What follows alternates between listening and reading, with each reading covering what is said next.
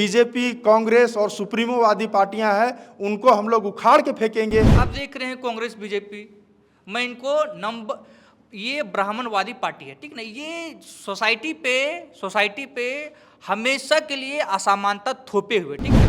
और बीजेपी और कांग्रेस जो है वो जाति में बांट करके अलग विभाग, अछूत मोर्चा, आदिवासी मोर्चा, बैकवर्ड मोर्चा, तरह तरह से बांट रहे हैं। और ये जो बौद्धिक बेईमान लोग हैं उन्हीं को हम लोग पीपुल्स यूथ फ्रंट के माध्यम से इस देश से उखाड़ के फेंकेंगे। भाई संविधान का खतरा किस पे? तो मैं तो सीधे बोलता हूँ, ये संविधान का जो खतरा है ये सो कॉल्ड अपर कास्ट ब्राह्मणवादियों लोगों से खतरा है, क्योंकि वो बीजेपी, आरएसएस एंड कंपनी का जो पर्दाफाश है उनको हम लोग करेंगे और अपना जो जिसका जितना संख्या भारी उसके आधार पर हिस्सेदारी मिलना चाहिए, इस आधार पर हम लोग राजनीति करने जा रहे हैं और यहाँ किसी को चलने नहीं देंगे। अब बहुत हो गया नौटंकी बात पूरा देश में। पूरे देश में जो मनुवादी पार्टियां, जो सामंतवादी पार्टियां, जो गैर बराबरी को मानती है उसमें बीजेपी, कांग्रेस एक नंबर पे, और दूसरी जो सुप्रीमोवादी पार्टियां हैं, जो व्यक्तिवादी पार्टियां हैं, मतलब उनका अध्यक्ष कभी चेंज नहीं होता है, तो उन पार्टियों को लेके हम लोगों ने युवाओं के बीच में हम लोग जा रहे हैं और जाके बता रहे हैं कि 1950 में संविधान लागू हुआ, लेकिन संविधान में प्रदत्त जो शक्तियां एससी, एसटी, ओबीसी को मिला है, वो शक्तियां होने के बावजूद आज जो इस देश का एसटी, एससी, ओबीसी, जिसको इस देश का मूल निवासी बोलते हैं, जिसकी आबादी 85% है, और कहा जाए तो 85% ही देश है, मतलब 85% लोगों का विकास होगा तभी इस देश का विकास होगा। लेकिन यहाँ पे क्या चल रहा है कि 85% लोगों को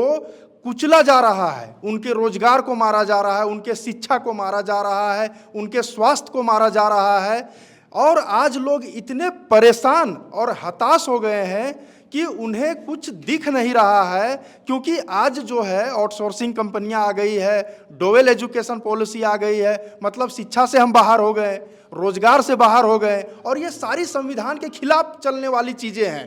तो इसीलिए हम लोगों ने जो मनुवादी पार्टियां हैं और जो सुप्रीमोवादी पार्टियां हैं उनके कारनामों को हम लोग बताएंगे और गांव-गांव जाके, शहर शहर जाके, मोहल्ला कस्बा में जाके बताएंगे और ये बताएंगे कि अब संविधान निर्माता जो डॉक्टर बी.आर. अम्बेडकर है, उनके विचार से जो अम्बेडकरवादी पार्टियां हैं, जो फुल्ली डेमोक्रेटिक होना चाहिए, और डेमोक्रेटिक का मतलब कि हर एक को मौका मिलना चाहिए, उन तमाम बातों को लेके हम लोग लोगों को जागरूक करेंगे और इस देश से जो बीजेपी, कांग्रेस और सुप्रीमोवादी पार्टियां हैं उनको हम लोग उखाड़ के फेंकेंगे और समता, स्वतंत्रता, न्याय और बंधुत्व पे आधारित जो समाज का निर्माण करे, अम्बेडकरवादी पार्टियां, जो हमारा जो आप देख रहे होंगे बिरसावादी पार्टी, फुलेवादी पार्टी, उसको हम लोग इस देश में लाएंगे। ये हमारा मुहिम है। आपने कहा कि सुप्रीमोवादी पार्टियों के कारनामे आप जाकर बताएंगे, किन कारनामों के बारे में आप बात कर रहे हैं? सुप्रीमोवादी पार्टियां का कारनामे अनेक हैं। अनेक कहने का मतलब अभी देखिए क्या है कि अखिलेश यादव का आप ले लीजिए। अखिलेश यादव मुख्यमंत्री रहे, आज भी उनके पास 20-21 सांसद हैं, लेकिन उत्तर प्रदेश में एक यादव का ही बाल का मुंडन किया जाता है, और बोलना तो नहीं चाहिए, उनका शुद्धिकरण पहले तो गंगा जल से होता था, अब पता नहीं किससे हो रहा है। तो अगर हमारे नेता होते हुए, सुप्रीमोवादी नेता होते हुए, अगर उन्होंने सामाजिक परिवर्तन नहीं किया, सामाजिक जागरूकता नहीं लाया, वो मुंडन का दोषीवार हम लोग इस तरह के सुप्रीमोवादी नेताओं को ही मानते हैं। ये सामाजिक बात है। जब तक सामाजिक स्थिति आपकी सही नहीं होगी, आपकी राजनीतिक, आर्थिक कभी नहीं होगा, इसलिए मैंने सामाजिक का एग्जाम्पल दिया। रोजगार, शिक्षा को लेकर आपने कहा कि देखिए केंद्र और राज्य सरकार दोनों तो रोजगार, शिक्षा को लेकर तरह तरह की योजनाएं चलाते हैं, मिलती तो है योजनाएं की सुविधा सभी को? कहने को तो मिलता है, लेकिन अगर आप देख रहे होंगे पूरे देश में जो सरकारी स्कूलों की क्या हाल है, सरकारी स्कूल से पढ़े हुए बच्चों को अगर आप एक सिंपल एग्ज़ाम और नौकरी तो छोड़ दीजिए, अगर उनको बायोडाटा भी लिखने बोलिए तो वो शायद नहीं लिख पा रहे हैं। और कहीं ना कहीं ये मनु स्मृति मानने वाले लोग हैं जिन्होंने कहा कि शूद्रों को शिक्षा नहीं लेना चाहिए, मतलब 85% जनता को शिक्षा नहीं लेना चाहिए। ये उस मानसिकता से प्रेरित होके बाबा साहेब को जिस तरह स्कूल में घुसने नहीं दिया गया, उसी तरह हम संविधान लागू हुआ तो हम 70 के दशक उससे पहले स्कूलों में जरूर घुसे, लेकिन आज स्कूल से हम लोग को बाहर कर दिया गया है। क्यों? क्योंकि डोवेल एजुकेशन पॉलिसी के कारण, दोहरी शिक्षा नीति के कारण। अगर देश की सरकारें, राज्य की सरकारें इतना ही हितैषी है तो एक समान शिक्षा नीति क्यों नहीं ला रही है? चाहे वो अमीर हो, चाहे गरीब हो, चाहे एसपी हो, चाहे डीएम हो, चाहे मंत्री हो, उसके बच्चे सरकारी स्कूल में क्यों नहीं पढ़ रहे हैं?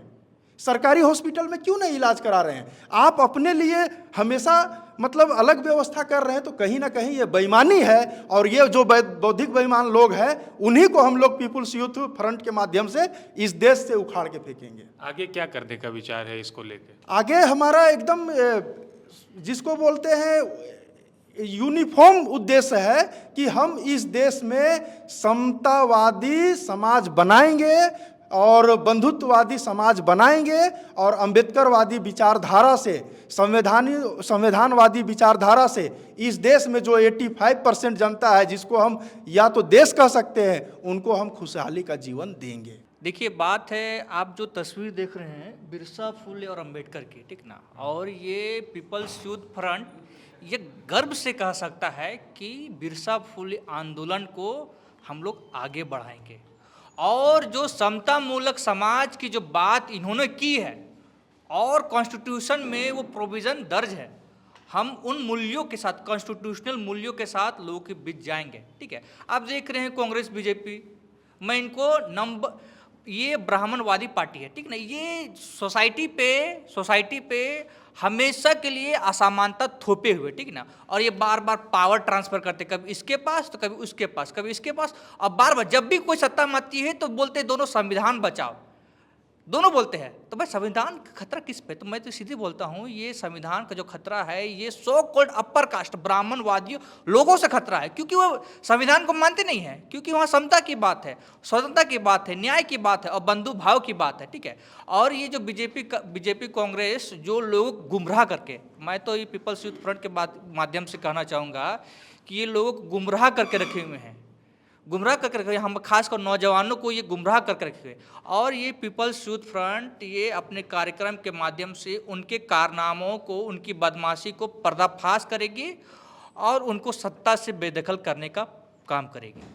सुविधाएं तो सभी को मिल रही है, आपका कहने का मतलब है कि फॉरवर्ड क्लास दबाव बना रहा है एक, तो ऐसा तो नहीं दिखता है कैसे कि एक आध एग्जाम्पल हो जाते हैं ग्रामीण क्षेत्र में, लेकिन जब योजनाओं की सुविधा की बात आती है, केंद्र सरकार से हो, राज्य सरकार से हो, किसी से भी हो, वो तो मिलती ही है सबको। देखिए, आपने सुविधा की बात कहा, ठीक है ना, आप बताइए शेड्यूल ट्राइब, शेड्यूल कास्ट और अदर बैकवर्ड क्लास और इनसे जो धर्म परिवर्तित लोग हैं उनकी आबादी कितनी है, आपको ये तो जानना होगा ना, और उनका इकोनॉमी में कितना कंट्रीब्यूशन है, उनकी हिस्सेदारी है। आप विश्वविद्यालय चले जाइए या फिर कोई भी सरकारी संस्थानों में चले जाइए तो आप देखिए कि वहाँ पर सो कॉल्ड अपर कास्ट भरे हुए हैं, जबकि उनकी संख्या कम है। आप सुविधा की बात करें, मैं तो बोलता हूँ जब मेरी आबादी 7.5% है, मेरी आबादी 50% है, तो हिस्सेदारी तो मुझे उतने मिलनी चाहिए थी ना। और ये बोलते हैं बार बार, कभी शेड्यूल कास्ट को बोलते हैं कि तुम्हारा हिस्सा खा रहा है और उसी को बोलेंगे कि तुम्हारा हिस्सा खा रहा है। दरअसल यही लोग हैं जो संविधान को नहीं मानते हैं और ये अपनी हिस्सेदारी जो शुरू से संविधान लागू नहीं होने के बाद एक छत्र राज है, वही तरह का ये सोच आज भी बरकरार है। इनमें कोई परिवर्तन नहीं आया है। संविधान परिवर्तन की बात करती है, भाईचारे की बात करती है, प्रेम की बात करता है, और मैं उन्हीं मूल्यों के साथ पीपल्स यूथ फ्रंट जाएगी। देश में जो बिखरे हुए जातियां हैं, जिस जातियों को कुछ लोगों ने जाति की व्यवस्था बना करके बांट दिया, और बीजेपी और कांग्रेस जो है वो जाति में बांट करके अलग विभाग, अछूत मोर्चा, आदिवासी मोर्चा, बैकवर्ड मोर्चा, तरह तरह से बांट रहे हैं वो लोग, और जाति को उन लोग फिर से मतलब मनुस्मृति लागू करने का साजिश कर रहा है, लेकिन लोगों को समझ में नहीं है। तो उन बिखरे हुए जातियों को संविधानवाद के तहत हम लोग एक मुश्त जोड़ करके पूरे देश में समतामूलक समाज का निर्माण हो, इसको लेकर के हम लोग यूथ फ्रंट्स के माध्यम से आ रहे हैं। और आने वाला समय में BS4 मतलब भारतीय संविधान के कार्यक्रम के माध्यम से भारतीय संविधान का सम्मान, सुरक्षा, संवर्धन हो, इसके माध्यम से जन जन तक पहुंचाएंगे, लोगों को बताएंगे। और ये बीजेपी RSS एंड कंपनी का जो पर्दाफाश है उनको हम लोग करेंगे और अपना जो जिसका जितना संख्या भारी उसके आधार पर हिस्सेदारी मिलना चाहिए, इस आधार पर हम लोग राजनीति करने जा रहे हैं और यहाँ किसी को चलने नहीं देंगे। अब बहुत हो गया नौटंकी बात पूरा देश में, क्योंकि यहाँ पर हमारा आबादी है तो हमारा ही राज चलना चाहिए। गोल, जहां 27 वर्षों के सफर में 17,000 से भी अधिक छात्रों ने डॉक्टर एवं इंजीनियर बनकर भरे सफलता की ऊंची उड़ान, जहां साधारण छात्र भी झारखंड टॉपर्स बनकर बना रहे इतिहास। दूरदर्शी शिक्षाविद श्री विपिन सिंह के मार्गदर्शन में मेडिकल एवं इंजीनियरिंग के लाखों छात्रों के लिए आशा की किरण के रूप में गोल, नेशंस लीडिंग इंस्टीट्यूट। बायोम सिर्फ मेडिकल प्रिपरेशन का संस्थान। बायोम से लगातार दूसरी बार नीट यूजी में 700 मार्क्स पार। 10th पास स्टूडेंट्स के लिए फाउंडेशन कोर्स, 11th पास स्टूडेंट्स के लिए फ्रेशर कोर्स और 12th पास स्टूडेंट्स के लिए टारगेट कोर्स 17 अप्रैल से शुरू हो रहे हैं। कॉल 7360066190 और visit Biyom, circular road near women's college and Hinoo, Ranchi. thefollowup.in. Like, share and subscribe. www.thefollowup.in